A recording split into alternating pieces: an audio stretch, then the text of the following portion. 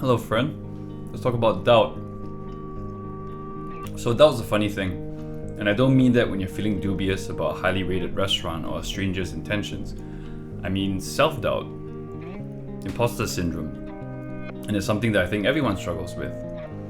There's this story about Neil Gaiman, and he was at this gathering of all these influential people, and I mean artists, scientists, writers, and explorers. And he felt that he didn't qualify to be celebrated among all these amazing people. I mean, did he not read The Sandman, Good Omens, American Gods, Coraline? So anyway, he was chilling at the back of the hall and he ended up talking to this elderly gentleman.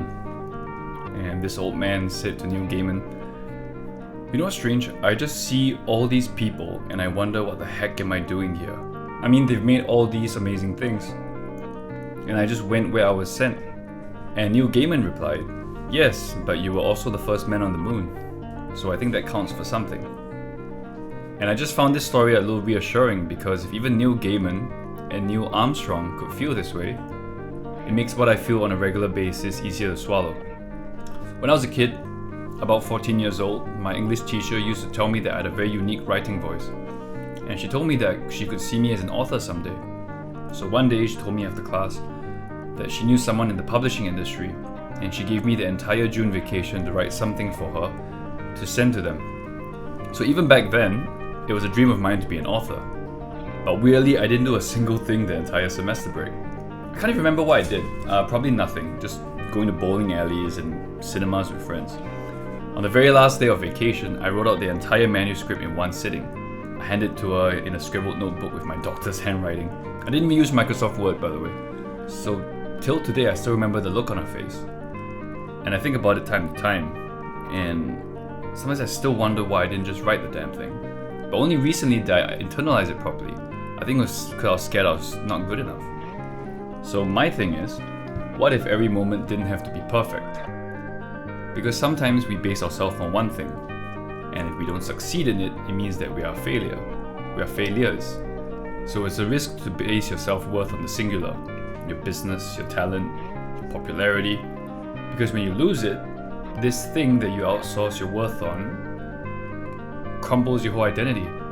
Vincent van Gogh struggled with doubt his entire life.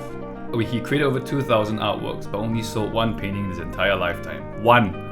I've sold more poems than that. He used to write to his brother Theo, questioning his talent and worth. And he reportedly even consumed yellow paint because he thought it would make his insides happier. But despite doubt, he kept painting and eventually impacted the world. I still struggle with doubt, as with every creative and every person. So I spoke to someone, he gave me a little advice that I'm trying to implement, and it's something perhaps you could benefit. And they call it the growth mindset. It was developed by Carol Dweck. She believed that abilities and intelligence could be developed through effort and learning. And this views challenges as opportunities for growth rather than threats to self-worth. It's easy to implement in theory, but overthinkers catch themselves falling prey to doubt consistently. And that's why we gotta pick ourselves back up. The growth mindset contrasts a fixed mindset, aka I played basketball, I sucked, so hence I'm bad at basketball forever until I die. Dramatic, right? But instead, if you replace the negative thoughts that spiral our efforts with balanced ones, for instance, I played basketball, I sucked, but I'll be better, I don't have to be perfect yet. That kind of improves the way that we think and also the way that we view ourselves. It kind of makes me think of the Justice League movie, not the Snyder cut. That was I'm talking about the really trashy theatrical cut. There's a scene where the Flash is freaking out during a rescue mission because he's never done it before.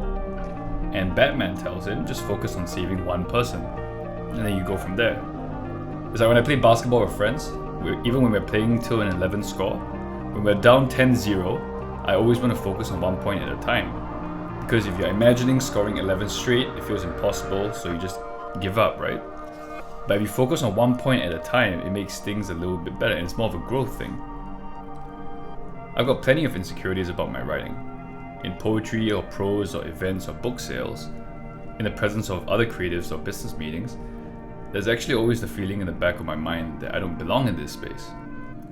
And I'm actively trying to shut them out and just focus on the task at hand, aka I'm not perfect.